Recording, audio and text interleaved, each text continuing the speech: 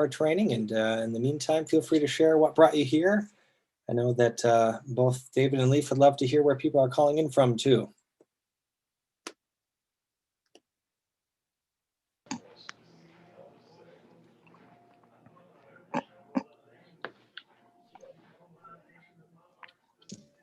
Dave, where are you from? Dave Kane.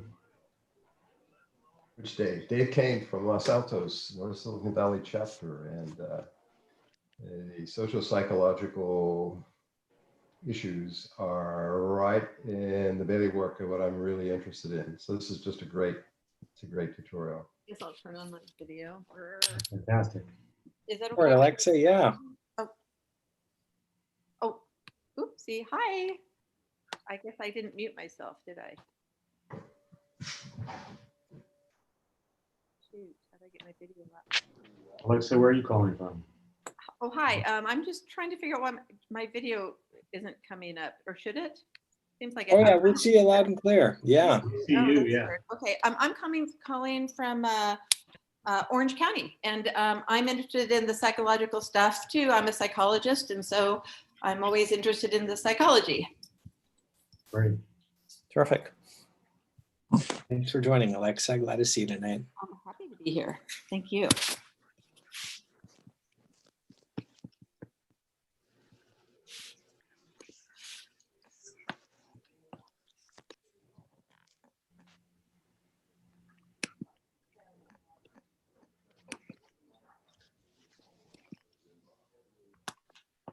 All right, Linda, thanks for joining as well. We'll get started in just a minute or so here for everyone that's on the line. Thanks for being here early. As we've been sharing, we love hearing where people are calling in from and what brought you to tonight's training. So feel free to share if you haven't already.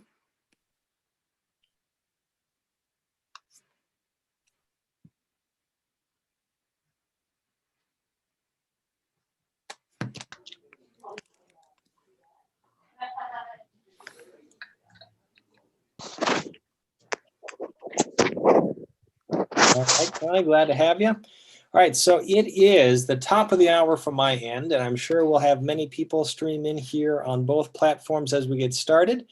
But without further ado, I'm actually just going to make sure to mute all lines so we don't get any background noise.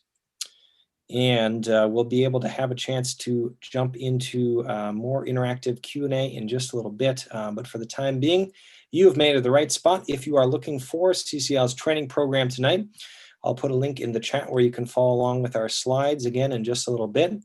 But without further ado, we'd love to just start tonight by welcoming everyone to today's CCL training program. It's a weekly webinar program of Citizens Climate Lobbies that provides CCL supporters with access to in-depth training opportunities on topics relating to climate change and effective climate advocacy. I'm your host, Brett Cease, and tonight's topic is Social Psychological Framework for Citizen Climate Activists. Join psychologists David Sherman and Leif Van Waven for CCL, and they were formerly CCL September 2018 monthly speakers, as they tonight are going to review the main findings and framework for their recent research. So let's jump in with a quick reminder for how you can participate. We are recording this. It will be available on the training event page and on CCL community after tonight. So I'll put a link where you can find that again as we get running here. We're going to have a straightforward presentation and time for Q&A and more interaction at the end of that.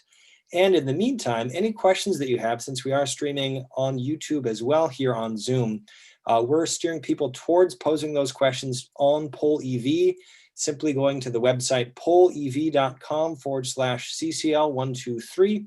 There you can type in your own question and upvote everyone else's so we can prioritize the questions in the order of interest and importance. All lines are muted, but you're welcome to also share where you're calling in from and interact with each other throughout in the chat tonight. And we're going to be too busy having fun here on this line talking social psychology. So if you need tech support, we recommend Zoom, and that number is provided here on the screen, 1-888-799-9666. So with that, let me introduce our esteemed speakers tonight. We have the wonderful David Sherman. David is a professor of social psychology in the Department of Psychological and Brain Sciences at UCSB. Dr. Sherman was an associate editor at the Journal of Personality and Social Psychology, has served as president of the International Society for Self and Identity, and is currently the editor of Personality and Social Psychology Review. His research was supported by grants from the National Science Foundation, centers on how people respond to information and events that threaten the self. With David tonight is the wonderful Leif Van Boven. Leif is a professor in the Department of Psychology and Neuroscience at the University of Colorado Boulder. And Leif's, Dr. Van Boven's research lies at the intersection of social, environmental, and political psychology. He uses laboratory experiments, national surveys, and field studies to examine the processes that shape people's everyday lives. His research has been funded by the National Science Foundation, and he co-directs the Emotion, Decision, and Judgment and Identity Lab. And in addition to both of their writing for academic audiences, both of our esteemed speakers tonight have written broadly about psychology, politics, and the environment for the New York Times, LA Times, Washington Post, and many other outlets. We're going to be hearing about how that journey tonight led them to working with CCL. And I'll let them take that story from here after reviewing our 3 main learning goals. Attendees listening in will have the chance to deepen your own understanding of the psychological framework that really underlies our organizational approach. You'll have the chance to really learn some unexpected patterns, especially as we move to incorporate more effective strategies in our advocacy. And we'll have the chance to also invite all of us to reflect on strategies that we as climate advocates use so that we too can improve our approach.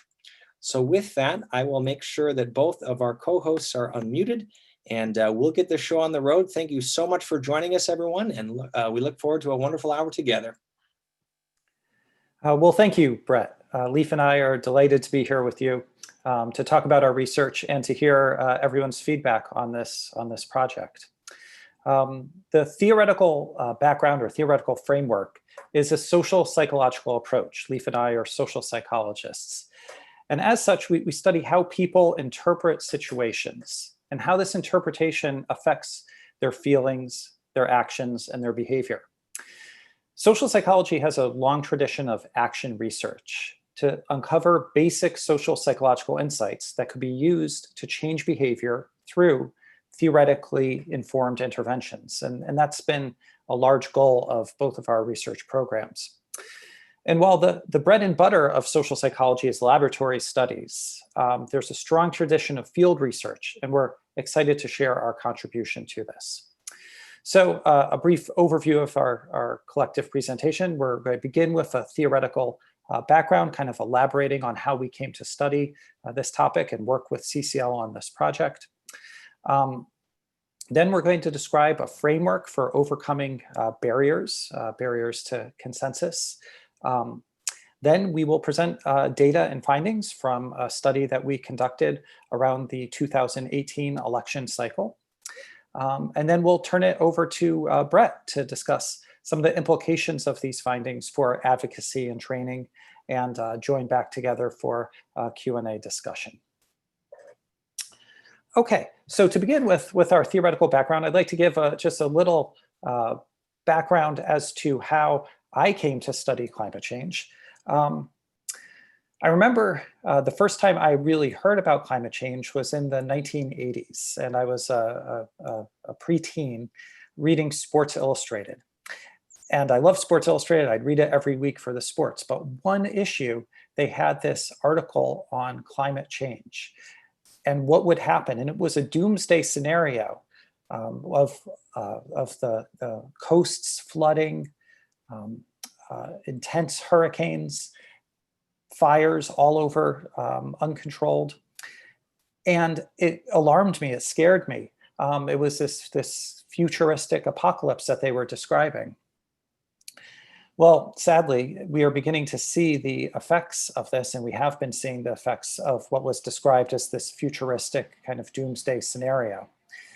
And so around 8 years ago, having been a social psychologist since entering graduate school in 1995, I decided to turn the efforts of myself and my laboratory and also begin to work with a longtime friend and collaborator, Leif Van Boven, on how can we take a psychological approach, use the tools of social psychology to understand in different ways topics such as what leads to environmental behavior, how can you promote more effective and sustainable behaviors, and how can we understand the barriers to having effective climate policies. Okay, and so the fruits of this journey led to a paper that Leif and I and our graduate student, Philip Barrett, published in 2018 in the journal Perspectives on Psychological Science that was titled Psychological Barriers to Bipartisan Public Support for Climate Policy. Now, we firmly believe that bipartisan policy is the best way for lasting change to occur. And so we wanted to apply our social psych perspective to understand this. And so in addition to conducting national surveys in 2014 and 2016 in this paper and reporting on the results of those large experiments, we'll talk a little bit about that in a moment, we also interviewed former members of Congress, such as Republican Representatives Mickey Edwards and Democratic Senator Tim Wirth, about what they saw as the psychological barriers to bipartisan policy. So our goal has been to try to understand the psychological factors facing different elements of this puzzle, both the citizens, the legislators, and with this current project, the citizen activists who are engaging with the legislators. This project took about 5 years and was published in 2018. You can check out this and all of our papers on the web pages that Leif and I maintain at our universities. Okay, in addition to writing for the scientific audience, Leif and I are also interested in writing for the popular press to translate some of our findings into more mainstream outlets. And so we published some of the results of these studies that we conducted in an opinion piece in the New York Times that highlighted one of our key findings, that there was great consensus in climate change belief among Democrats and Republicans alike. So climate change belief is not sufficient to explain why there has not been bipartisan policy. There needs to be further understanding of what are the barriers beyond just changing people's beliefs. And so after publishing this in the Times, we were excited to get contacted by CCL out of the blue. And they wanted to hear more about this. And so if you want to hear our first talk, I believe this is still available, where we described some of these findings that we highlighted both in the New York Times op-ed and that first article. And that forms the theoretical framework for the research that we're going to be presenting today. Okay, and now it's over to me. So I haven't had a chance to thank everyone for being here, but thank you. We have really been inspired by the work that CCL does and how much it aligns with a lot of the theoretical grounding as we're going to talk about today. And I have to just quickly comment on that last slide. There's that screenshot of us on a Zoom call. And I remember when that happened in 2018, we were like, wow, isn't it neat that you can have a Zoom meeting with people from all over and deliver a talk? And now I'm like, wow, another Zoom call with people from all over delivering a talk. So you guys were early adopters. I want to tell you just a little bit about some of the work that we've done that was summarized in the papers that David mentioned, and really how this kind of shaped the way we think about what some of the major barriers are and where the greatest opportunities are for citizen lobbyists to kind of connect between ordinary public opinion and the actions that legislators may or may not take. So one of the key things that David mentioned was that our results really suggested that simply blaming Republican skepticism is not really a full explanation of why it has been difficult to enact climate policy. That actually, if you look closely at the data, what the data suggests is that the majority of Republicans, like the majority of Democrats and independents, do believe in climate change. They're concerned about climate change. And that kind of point is, we can't understate the importance of that the public has really come around from what we've maybe seen a decade or so ago. So just to give you a little bit of a detail of what the data look like here, these are statements that we gave to people from a nationally representative survey. We actually conducted this survey in the paper. We reported results from 2014 and 2016. And we just described to people a very brief summary of what climate change is. And then we asked them how much they agreed with these 4 statements: that climate change is happening, that climate change poses a risk to human health, safety, and prosperity, that human activity is largely responsible for recent climate change, and that reducing greenhouse gas emissions will reduce global warming. Now, one thing I just want to be careful to mention here, that these items are all really closely correlated. So by and large, people tend to agree with all of them to the same extent. What we don't see is that people agree with some and disagree with others. So we took these items, and because they're so closely correlated, we just averaged them together, and we score them on a scale that ranges from -3 to +3. And what we see then when we look at the distributions of data,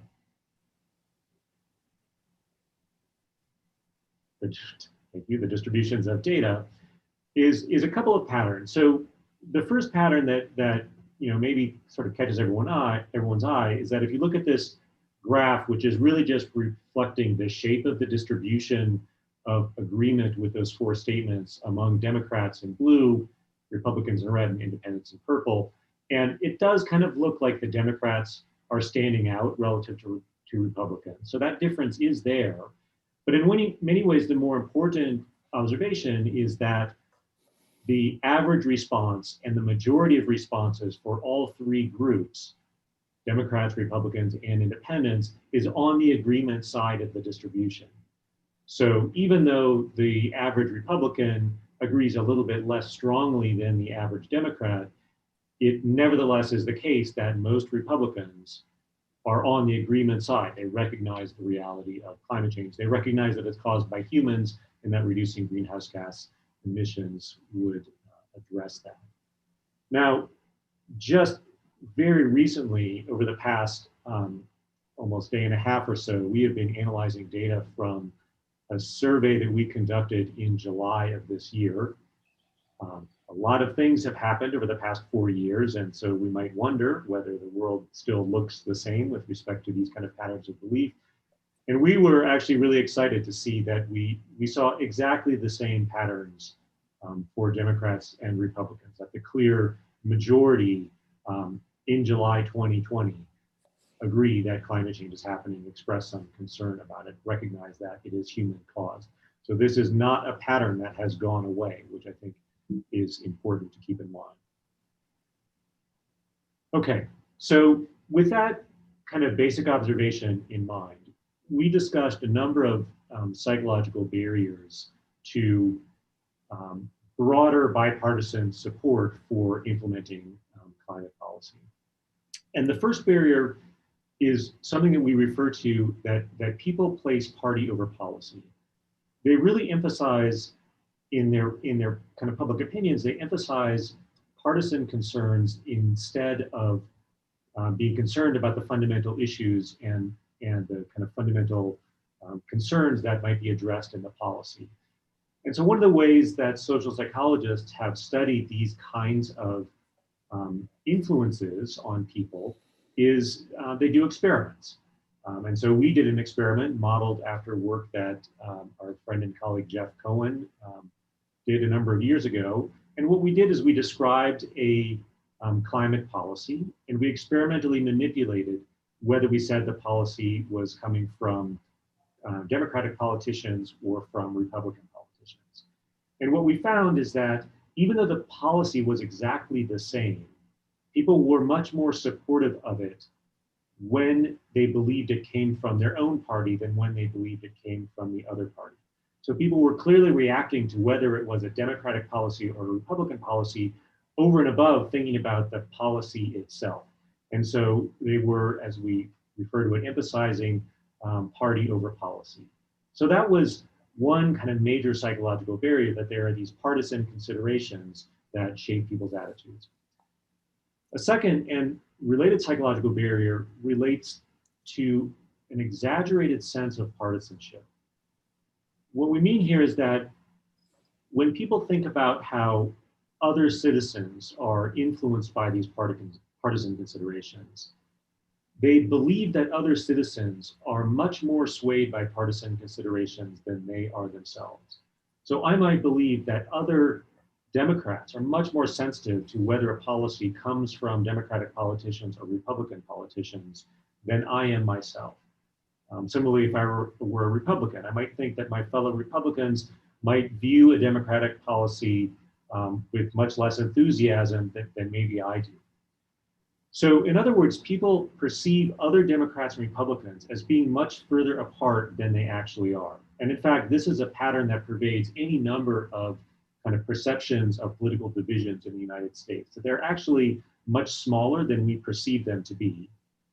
This then creates a problem because in many ways, it's our belief about what other Democrats and Republicans think that shapes our own responses as much as what they actually think. So if we misperceive these partisan divisions, it makes it difficult for us to cross party lines. It makes it difficult for us to adopt a stance that might seem at odds with our group. So we exaggerate this partisanship, and the exaggerated partisanship creates this false norm that can foment further partisan disagreement. Okay, so identifying the barriers is one part of what our research paper sought to do. And the second is to review the psychological evidence as to what are some strategies for overcoming the barriers. And we focused on two in particular in this 2018 paper. The first was affirmation. The idea is that people are motivated to maintain a particular view of themselves, and they can often be defensive in response to threatening information. People want to be consistent, to be seen as consistent. So imagine you are a legislator who has resisted climate policy, supporting climate policy. Someone is coming to talk with you and presenting all this evidence as to why you should change and support this. The implications of this, for one, are threatening, that your prior intransigence could be leading to the ecological disaster that we're all experiencing. Another reason why you might want to be resistant to this is because you want to maintain this consistent view of yourself. It's very important for politicians not to be flip-flopping. So the psychological evidence kind of backs up these motivations. People have a desire, in many cases, to be consistent and are very resistant when other people are giving them information that contradicts a view of themselves that they like to maintain. What we found over decades of research is that if you can create an affirming context, give people an opportunity to feel as though they're good and capable, moral individuals, then presenting otherwise threatening information, it leads to less defensiveness and at times can lead to greater open-mindedness. Studies that have supported this, they have people, for example, write about core values that are important to themselves. And when people do this, they're reminded of who they are and what's important to them. And then if they're given subsequent threatening information, it doesn't have the same sort of self-evaluative stakes. And people are more open-minded to it and more willing to change their behavior.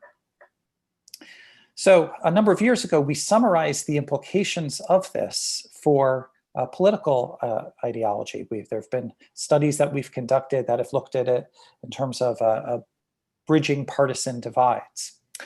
We wrote an op-ed for the Washington Post that appeared on their online pages that summarized this research. we didn't get to choose the title. They chose the title, How to Reduce Partisan Gridlock, as if it was would be so easy. But while it isn't quite so easy, we're not proposing that this can reduce partisan gridlock. We do think that an affirming context that communicates respect for others and common values can create the psychological space for compromise. So in our 2018 paper, we actually cited the Citizens Climate Lobby, where we read about in the media the approach of the organization to the meetings that they have with members of Congress. So this is from our 2018 paper. The Citizens Climate Lobby took an affirming approach when meeting with a Republican congressional representative. They started by mentioning their appreciation for the representative's service in Iraq and in the state Senate before mentioning anything about climate change.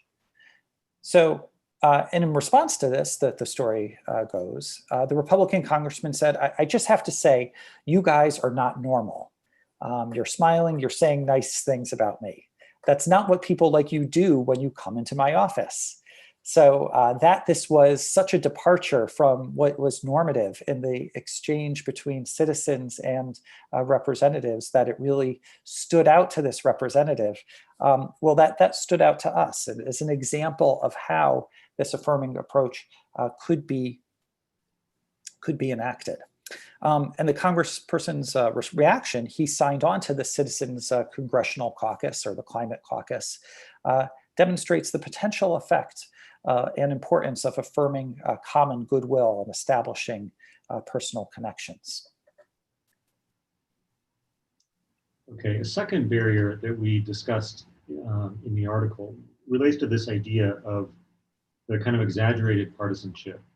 And it really reflects a sense that for many individuals, let's say many individuals in particular on the Republican side, the stereotype is that Republicans don't care about the climate. They're not concerned about climate change. And this can create a situation where people really feel isolated from other people within their group. And so given that, it becomes really critically important to convey accurate information about what other people in your political group actually do believe about climate change, because it helps reduce that feeling of being isolated, that you are really in the minority.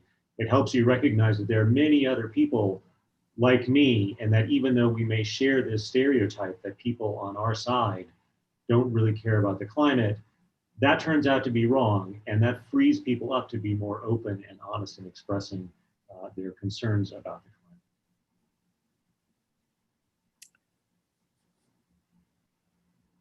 climate. Okay, so that's a background, a bit of background on our prior research. And this was elaborated on in our 2018 paper and in our prior talks with CCL. And after we had that meeting, we started talking with Brett and Mark Reynolds and others about doing a study with citizen climate activists. And so this was recently published. This was published last month, online first. And this is the paper's titled The Exchange Between Citizens and Elected Officials, a Social Psychological Framework for Citizen Climate Activists. And our collaborators on this project are Michelle Stein, who's a PhD student at University of California, Santa Barbara, and Professor Hari Han, who is a faculty member at Johns Hopkins University and a CCL advisory board member. And the exchange between citizens and elected officials is something that's rarely studied in our field of social psychology. And we really think it's a ripe situation for social psychological analysis.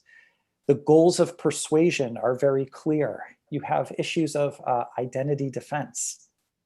You have the opportunity to express and maybe even to change norms.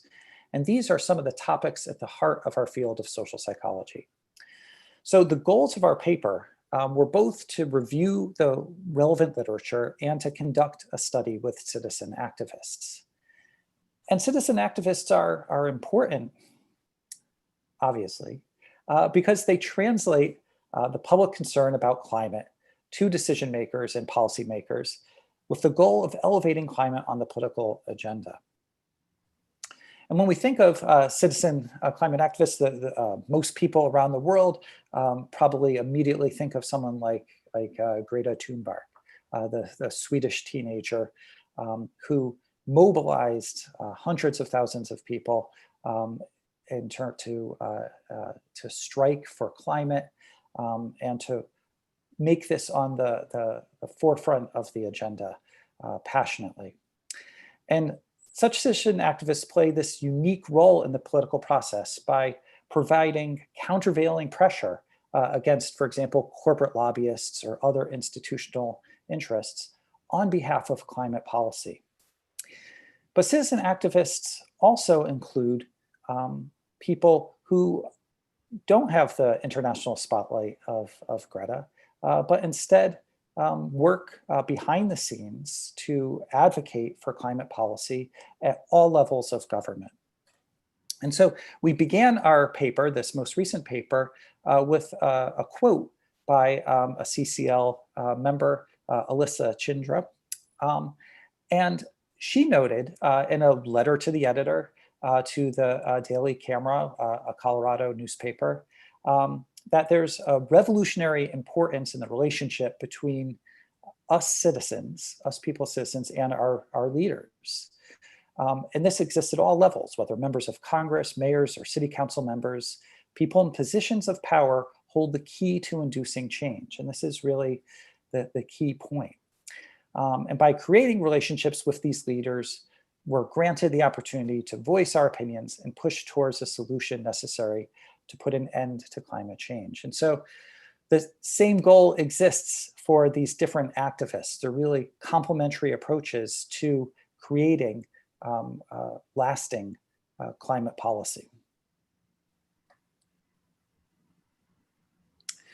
Okay, so as I said, two goals in the paper. The first was to review the literature to think about different psychological strategies that would be relevant in the context of citizens advocating for, in this case, climate policy with their elected officials.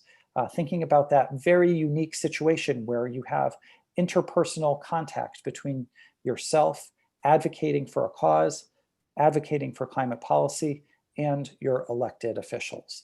What are some of the psychological theories? What are some of the findings that are relevant to this? And so we propose in the paper that four main strategies. There are others from the literature that you could derive, but we thought that these four would be particularly powerful and important to think about. The first one is affirmation, which I described a little bit before. And the idea, again, behind the affirmation approach is that if you affirm shared values between yourself and the person you're talking to, it has a potential to reduce defensiveness and promote open-mindedness and dialogue. For example, one study we conducted in the run-up to the 2008 election found that the partisan divide among people who were evaluating the presidential debate at that time between Senator John McCain and Senator Barack Obama, that partisan divide between Republicans and Democrats was reduced among people who had an opportunity to affirm something else that was important to them. That is, being in a more affirmed state where you're reminded of something of key importance that's unrelated to politics made people more open-minded to the other side. Now, I do not know whether this would have worked with the debate earlier this week, but the general idea that we found across many studies is that affirmation can reduce inflexibility and promote more open-mindedness. The second strategy, which Leif also described earlier, but made more concrete, is that providing accurate information about the descriptive norms, about what people actually believe related to carbon pricing policies, can dispel misinformation. one of the most powerful motivators of action is social norms.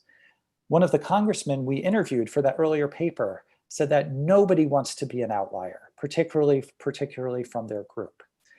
And there's a long history of research in environmental and social psychology led by Robert Cialdini and his colleagues that have shown that to promote green behavior, one of the most effective tools that we have is communicating the actual norms that most other people espouse green values and engage in green behaviors. And because people don't want to be an outlier in terms of their important groups, they're more likely to conform to these norms and change their own behavior. We also, in reviewing the literature, identified two strategies that we haven't really talked about yet, but will feature importantly in the results of the study that we conducted. The first one has to do with emphasizing legacy, inviting people to think about the costs and benefits to future generations. The cost of not taking action to address climate change and the benefits that might accrue if we were actually to take action on climate change. And there are a host of reasons why people tend to be very narrowly focused on the present. And I'm sure you've encountered this in your work, but it's really quite natural for people to think in the very short term and to think primarily about themselves. And so one of the fundamental challenges of climate change is that it involves a future that feels very far away. And moreover, it involves a future that is likely to primarily involve other people. And so there are kind of two knocks against getting people to care about it. But it turns out that we can help people become more concerned about other times and other people by really inviting them, as I said, to think about their legacy, to think about how the actions they take today will impact future generations. There was at least one series of studies that showed that if you simply ask people to think about future generations, they were more likely to buy environmentally friendly consumer products, for example. And we think this works in a couple of ways. One is that when we think about legacy, it, in a sense, affirms our values of being concerned about future generations, right? We think about our grandchildren and our great-grandchildren. The other thing that it does is it brings the future closer. So it makes it feel like it's less far away, like it's actually relevant to what we are doing today, what will happen in the coming decades. And then the fourth strategy is kind of the counterpart to thinking about legacy, and that is recognizing that we are seeing the effects of climate change right now. And this probably doesn't need much elaboration, because obviously we're seeing those consequences right now, as David said in his opening example, that in many ways the public discussion on this has changed over the years. This climate change is no longer something that will happen only in the future, and helping people to see that we can actually connect these extreme weather events that we're seeing right now to climate change, that it's here, can provide some additional emotional motivation. That sort of fear and anxiety about we need to do something can really provide the impetus toward taking action on climate policy. So in the paper, we have sections on each of those strategies that you can refer to kind of dive deeper into what has been done in the social psychological literature, some of the nuances to the findings, and can serve as kind of an introduction to the field of social psychology. And so part of the paper then was to review the literature of these four strategies and present them as one body. The second part of the paper then was to see whether or not citizen activists resonate with these strategies, whether or not they recognize them in some sense, and whether or not they use them, feel as though they're effective, and think about them in ways that are kind of similar to the psychological literature suggests, in some ways different. And so to do this, we partnered with the organization to conduct an online study around the time of the 2018 midterm elections.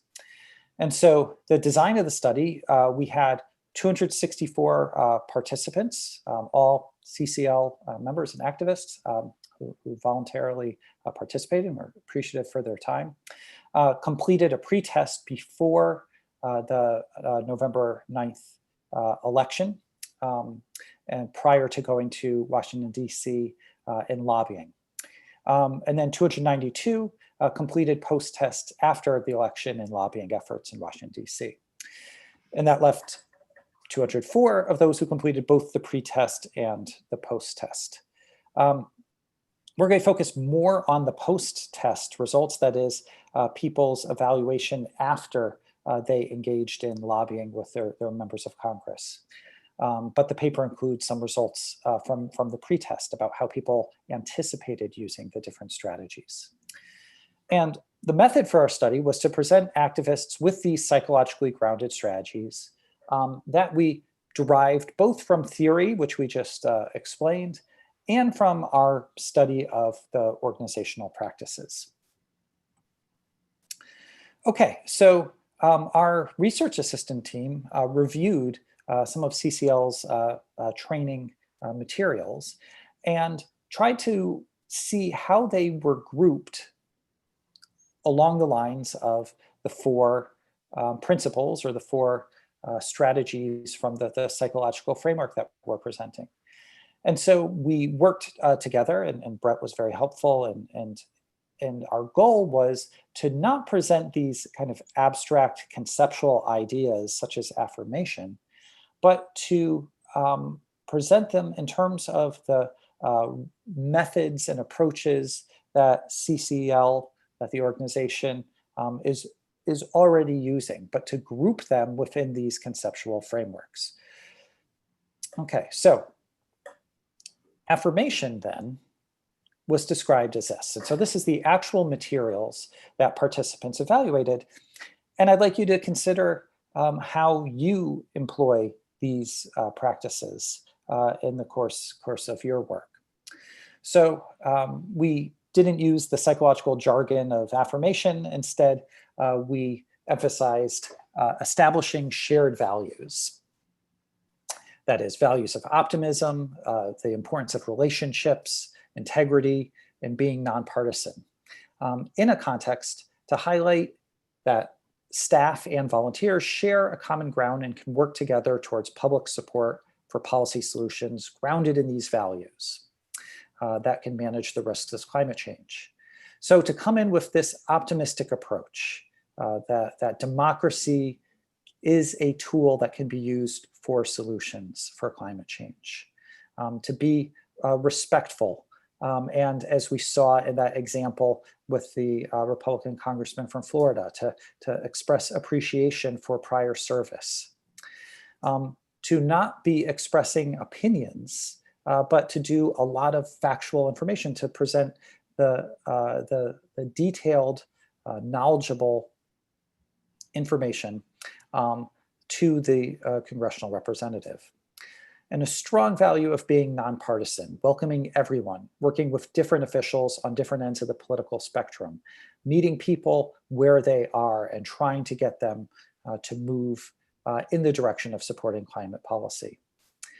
And so the purpose of establishing shared values is to demonstrate that volunteers want to work with the member and their office to arrive at solutions grounded in their valid concerns toward addressing climate change, to appreciate that others have these concerns. And the psychological insight, again, is that this could create a context where people could feel more comfortable accepting what may be politically difficult or psychologically difficult information. Okay.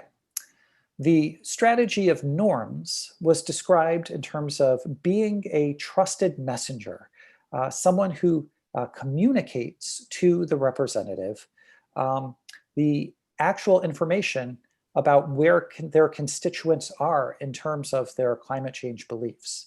So by sharing constituent letters and communicating information about the data that Leif presented earlier in some forms, in which many surveys have shown, and can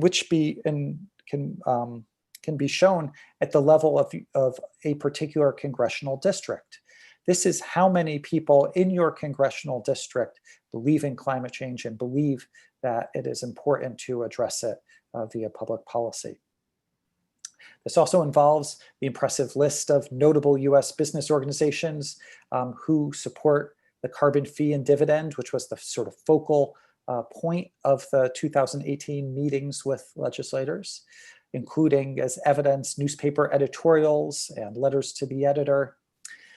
And the purpose of being a trusted messenger is to dispel misinformation about support for carbon pricing policy by showing the actual support. Okay, so very much related to that idea of dispelling the false norms and replacing those with the accurate information about how much popular support there is for climate policy. Okay. For the legacy strategy, there is a combination of two themes here. So the overarching goal is to present the long-term costs and benefits associated with climate change and potentially of not addressing climate change. And we saw that there were a couple of ways in which this was expressed. One was simply to have volunteers tell their personal stories about how the climate has already affected them, and to talk about what the long-term costs would be for their own experience with future generations. So to really personalize it, and also to couple that with a discussion of kind of economic studies that talk about the long-term costs of failing to address climate change and or the benefits of enacting climate policy. So there were a number of examples, such as the regional economic modeling study that sort of talked about what happens if we think out into the future somewhat.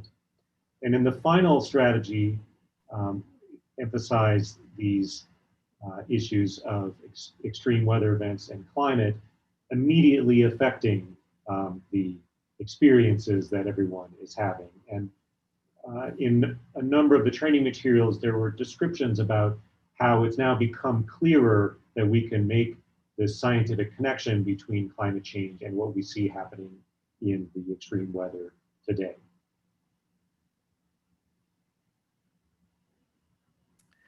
Okay, well, we're excited to share some of our data and findings with you all. And the first question, and this is the assessments of participants after they engaged in their congressional lobbying. Okay, so everyone in this was went to Washington, D.C. and met with their congressional representative. On average, about half of them met with Democrats and about half of them met with Republicans. And we asked them, how much did you use each of these strategies on a scale from not at all to a great deal, so a 5-point scale. And here are frequency counts of how many people reported using each strategy to this different extent.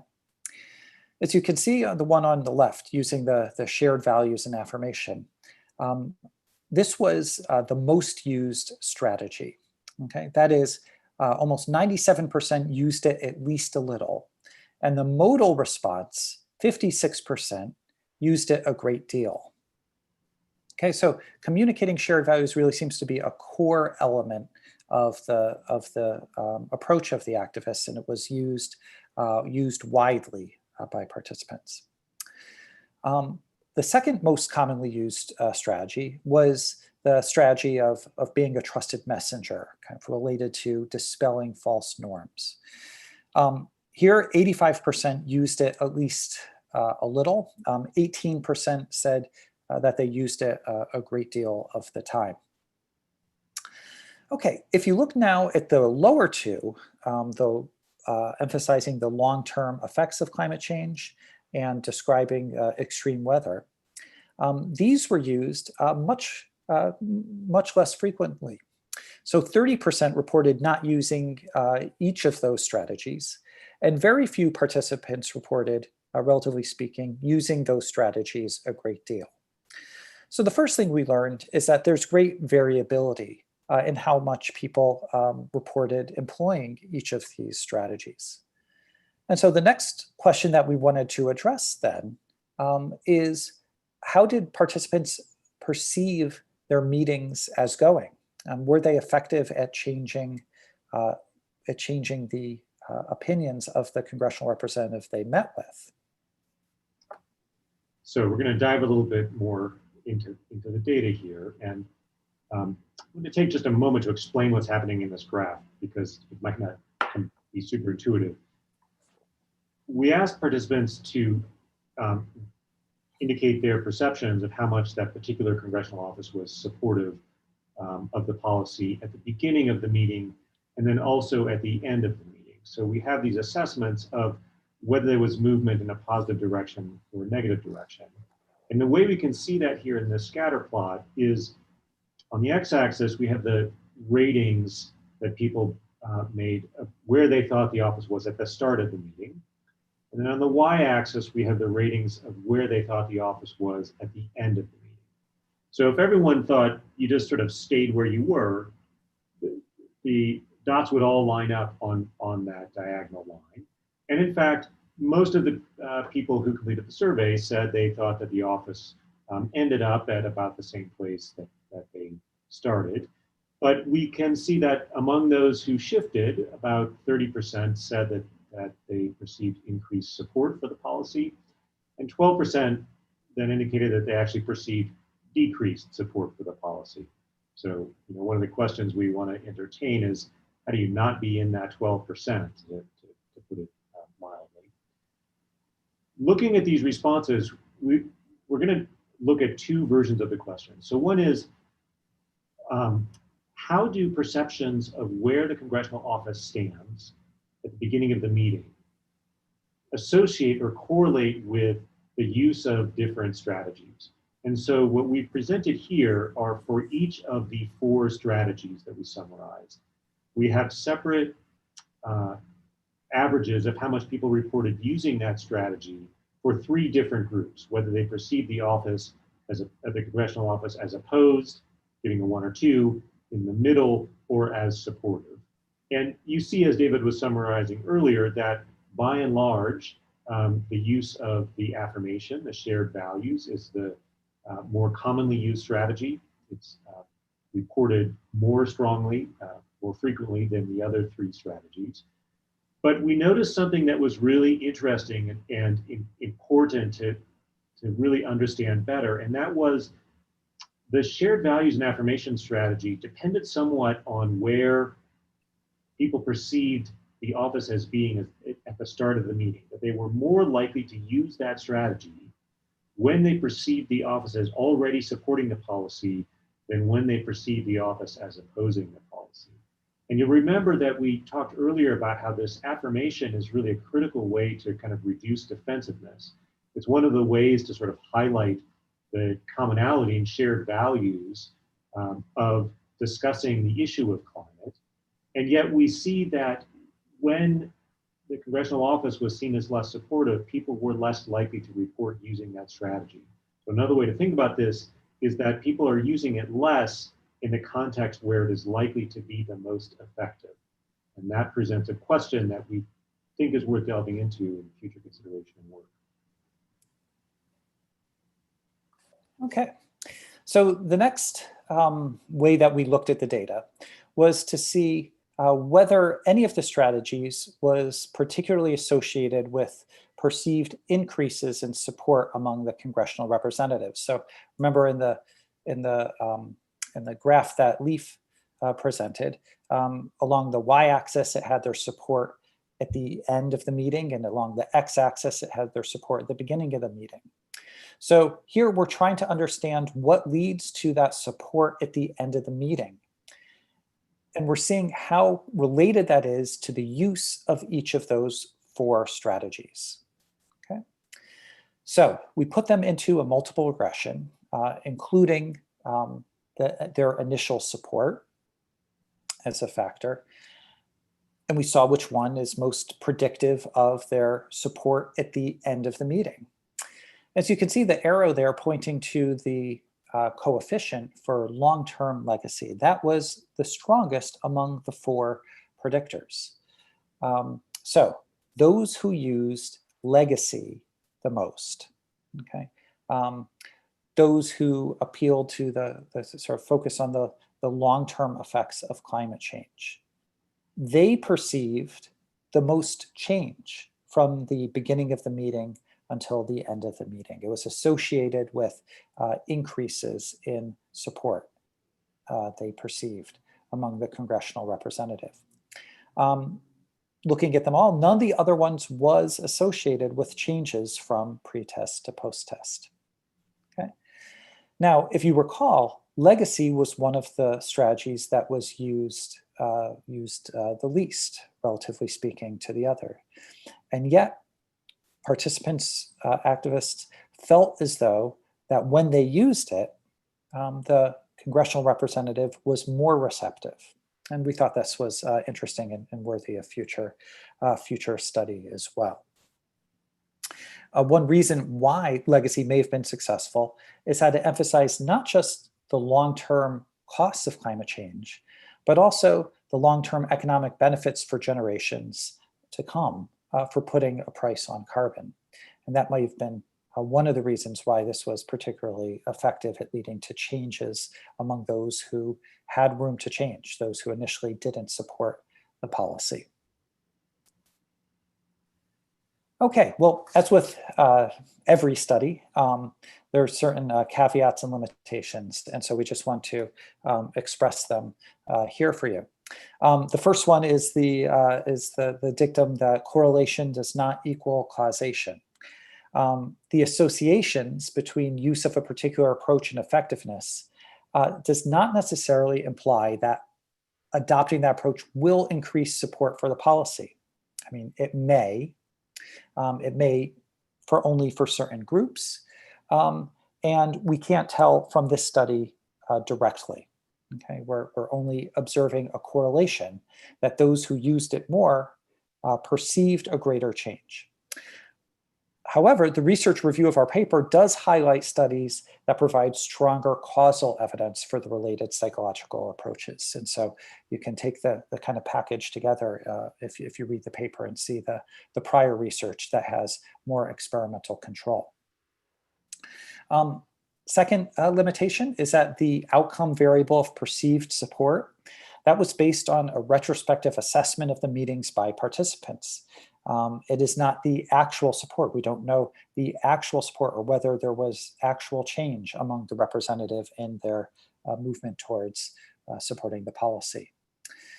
And we also relied on the intuitive use of these strategies. That is, the assessment that participants made of their strategies. We don't have objective measures of the meetings themselves to corroborate what the participants said.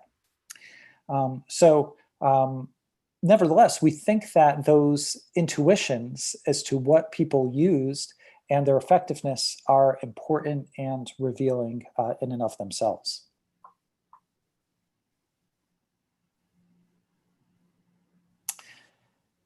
Okay, we're going to talk a little bit about some of the implications for how to improve the effectiveness of the citizen lobbying activities.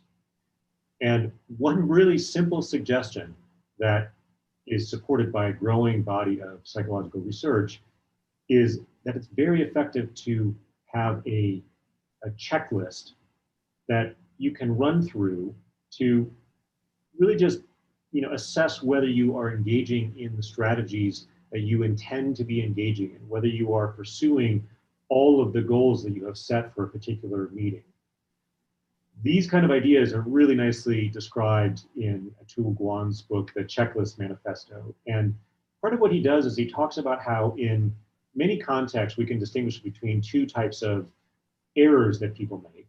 One type of error is when you just don't know what to do. You don't even know what the right strategy is. One of the things that happens in educational context is you learn what the right strategies are. So we hope to eliminate that error. The other error, the kind that in many ways is more troubling, is that we know what to do, but we don't do it. We know what the right way to act is, but in the moment, we don't sort of fulfill those intentions to behave in that right way. We know from some other pilot data that there are a number of strategies that people perceive as being effective that they don't actually implement. And similarly, there are strategies that they don't perceive as particularly effective, but they spend a lot of time engaging in. And so there's a kind of mismatch when they have cooler heads to reflect on what has happened, where they're not actually doing the things that they believe would be most successful. We can design some intervention, some relatively simple kind of structured introspection frameworks to help minimize these kinds of errors of not using what we know. And it's a very simple strategy of providing kind of a theoretical framework of the kind we have suggested here, that we have these sort of 4 overarching themes or strategies, and then to occasionally and repeatedly ask, am I enacting this strategy in the way that I intend to? To do that sort of mental checklist. And if you come up short, then you have an opportunity to fix that. But to do that on a more regular, ongoing basis. And we found in a number of pilot studies that this kind of procedure can help people respond in a less partisan way. So it reduces a pattern that we refer to as reactive evaluation. And we found in other contexts that this sort of structured introspection can help people realize that they really want to be more concerned and caring about other people, and can help them behave less selfishly, for lack of a better term. So it's a very simple way of structuring your reflection that can bring about real behavior changes in the act of engaging in these lobbying efforts.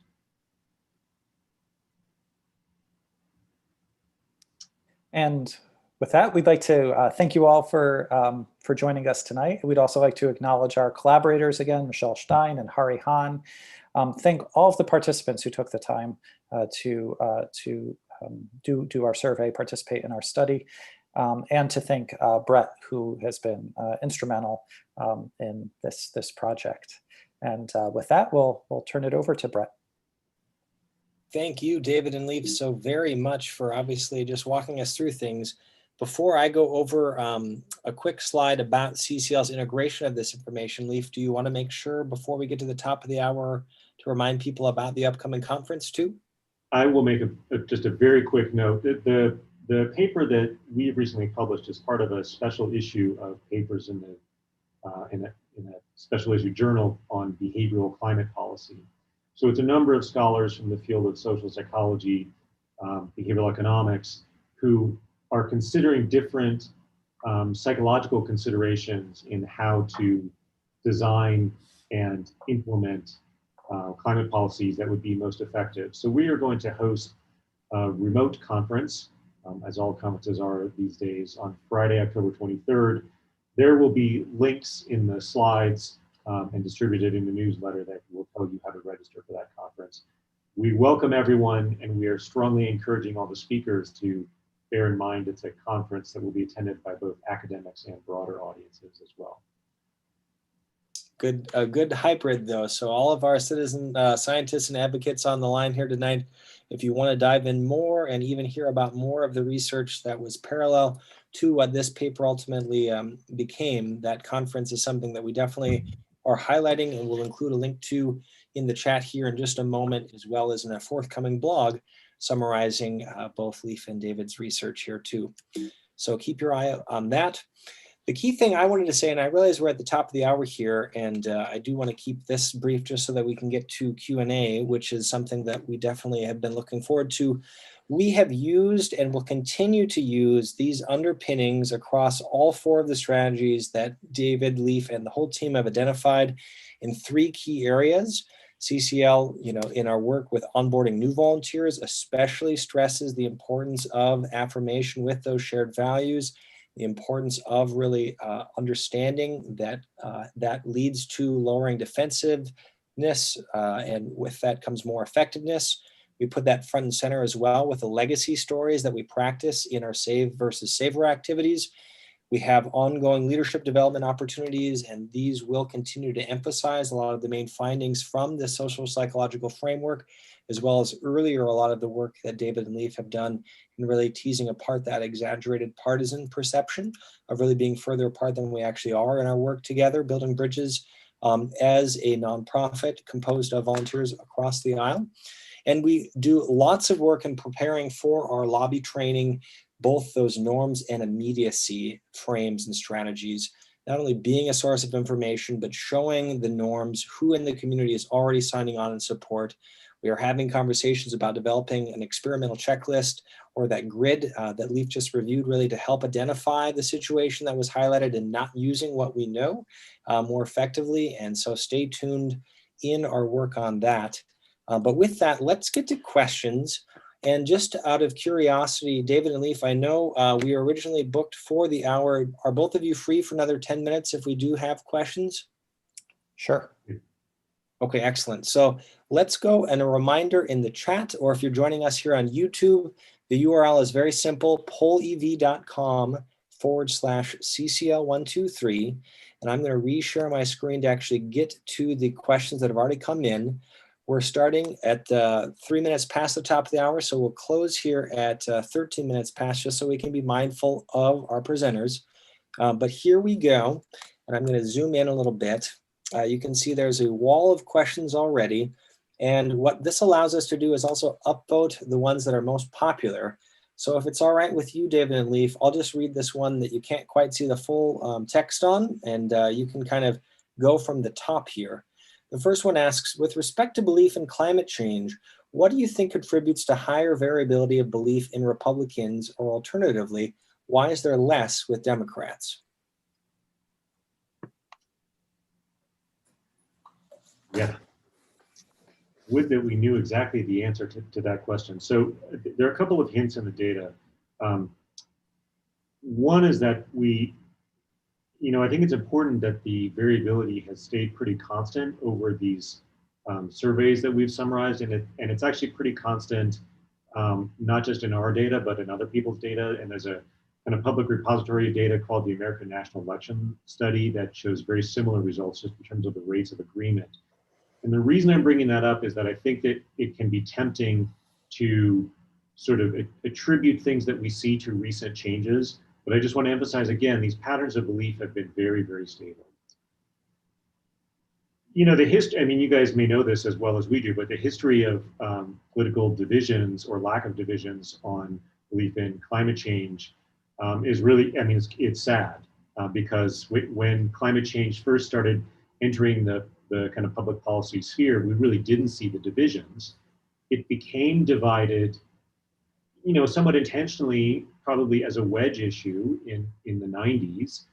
That was successful, maybe abetted a little bit by Al Gore, and really making it more of a kind of democratic issue. So we think part of what's happening with this variability is that, for a certain minority group of Republicans, it just becomes part of their identity as a conservative, as a strong conservative, to deny climate change. There are certain issues that become kind of litmus test issues, even within these small groups. And I think if we looked even further back in time, what we would see is that much of the Republican voters are moving toward the agreement side, and there's kind of this small subset that are stuck on the disagreement side, and they're just not really moving. And so that's producing this greater variability, whereas the Democrats are kind of bunching up more on the top.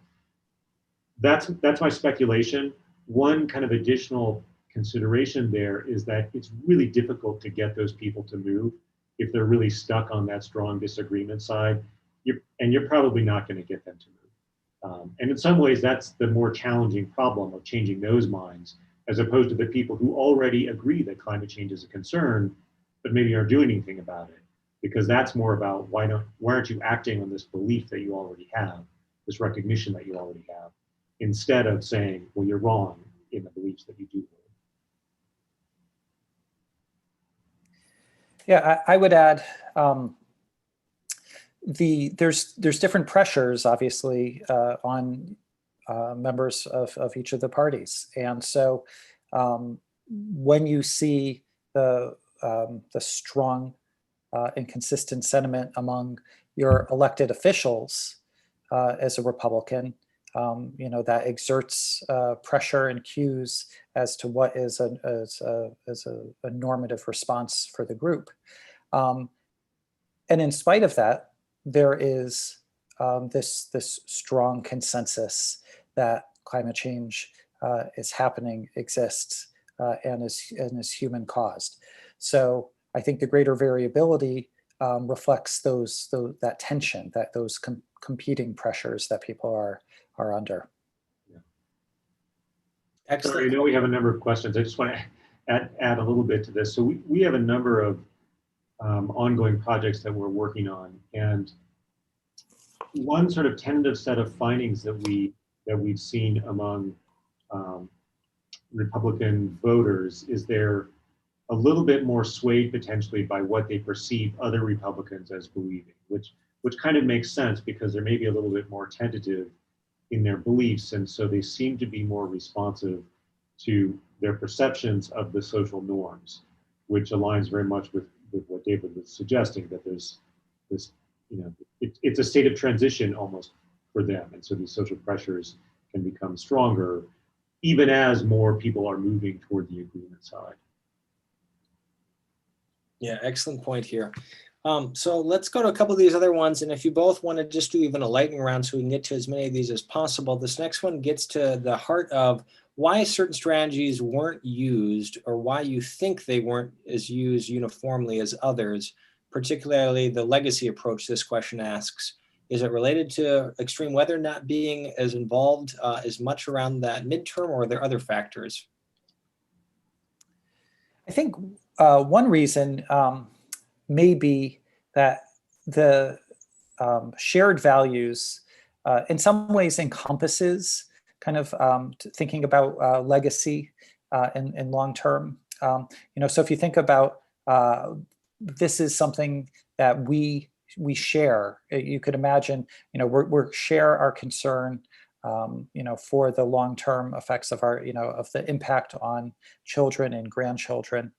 And so this is kind of speculation, but as a participant, you maybe feel as though you need to think of something distinct from what you've already identified as something that you are strongly going to use. So I think one way to think about these is to maybe encourage people to think of these as more distinct strategies, as more distinct things that they want to hit.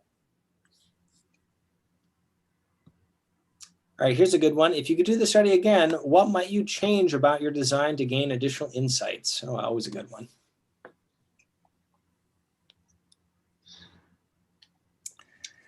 Yeah, larger sample, more longitudinal responses. So we're kind of matching samples from both pre and post. We would really like to see, data from the same people, both pre and post. And I think if it's possible to kind of minimize some of these, some of the retrospective judgments that David was talking about. So really get people's anticipations before they go into a meeting. Some of this we recognize is really logistically complicated because it's a kind of high pressure, fast and furious environment. And then one other part, sort of depending on the overall enthusiasm for the endeavor, as you could see, we were like matching the pre-existing trainings with the strategies that we had identified from our literature review. But we could imagine a much more sort of focused set of trainings that really organize things along with a similar framework. And it would be really useful to know if that was itself an effective way to work through these different strategies to kind of better match the theoretical constructs with the actual trainings. Excellent. So this next question is, I was intrigued by the initial graphic and explanation of the party dominates policy. How can we better identify behaviors and feedback to determine that a member of Congress is willing to to consider making a jailbreak or to join a bill, really in this case, the terminology, to join a bill with fellow conservatives that are stepping outside of maybe their comfort zone? What strategies would you recommend we use to help them? I mean, it's difficult to be the first, and so I think developing norms, recognizing those conservatives who are taking the steps, and they could be supporting at local levels, they could be supporting at the state level, and so building that kind of bedrock of support, so that someone doesn't feel as though they're that they're alone on an island. And so I think that using the normative approach, not just in terms of what constituents are doing, but trying to influence the peers who are going to have more direct influence on a given person. All right, we got 3 left. You got time for these 3? Sure. All right, thank you both for staying late. Here we go. No person turned away unhappy. Is there a difference in your findings between climate change attitudes and the social psychological barriers that prevent people from taking action? It seems that there's a huge reservoir of people who are convinced human-caused climate change is real, but who are inert bystanders. Yeah, there's a large literature that we are kind of a separate line of work that my lab has been working on, looking at what are the factors that lead intentions to lead to behavior, and that's just a really, really important question, because intentions alone, if it doesn't lead to action, is not going to be sufficient. One of the things that we find is that the normative approach can be impactful even if people do not have strong intentions or strong attitudes in favor of climate change. That is, sometimes the norms are sufficient, even if the attitudes themselves are weak. And so that's one way of thinking about this problem. I love it. All right, so here we go. Last 2 questions. What are some specific ways to provide accurate information about descriptive norms to help dispel information in a lobby meeting? A report on survey data, present something like 3 common myths about how people think, etc. Yeah, I'll take that. So the Yale Climate Group provides very kind of granular level district data about norms. That's important because it's a scientifically validated assessment of the norms. You really probably want to couple that with kind of anecdotal evidence, because the anecdotes are compelling, and then the statistics tell you that you actually should be compelled by the anecdote.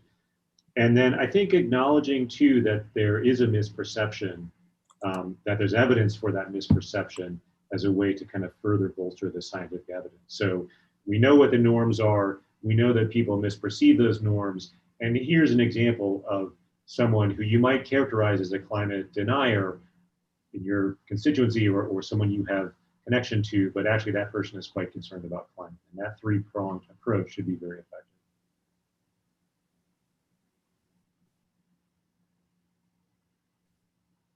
Brett, you're muted. Thank you very much. We just had Yale on and couldn't appreciate their work more as well. I think that's a really great way of highlighting the kind of norm strategy. All right, so to close us tonight, here is a final reflection. Can we stretch attribution beyond shared values by engaging in an open discussion of shared solution attributes as an interactive problem-solving exercise? That sounds like a great idea. You having that shared experience is, you can call on past experiences, or you could reflect on things that you believe you have in common with others, but actually engaging in shared action, shared problem solving can create that type of affirming context that can lay the groundwork for greater openness and problem solving. Well, with that, we have reached the end of the questions. We've reached the end of the training, and we are so incredibly grateful, David and Leif, and the whole research team and work that you've put in for years in helping us understand and really affirm our approach, as well as helping us push ourselves further to be more prepared and effective lobbyists. So I know I speak on behalf of everyone that's listening live tonight on both of our channels, as well as the many hundreds that are going to be tuning in on their own time in the week and two ahead, how grateful we are for you taking the time to walk us through and really help each of us become more informed and effective citizen advocates. Thank you very much. We are really privileged to be part of this. Yes, thank you. We really value the work that is going on here. So thank you. Well, with that, I'm going to unmute all lines, and I know that you'll get a loud send off, and thank you from everyone here on the line. But for all of us tonight, have a wonderful, safe rest of your journey for the week, and we look forward to seeing you soon. Thanks again, everyone. Thank you. Thank you so much. Bye. Thank you.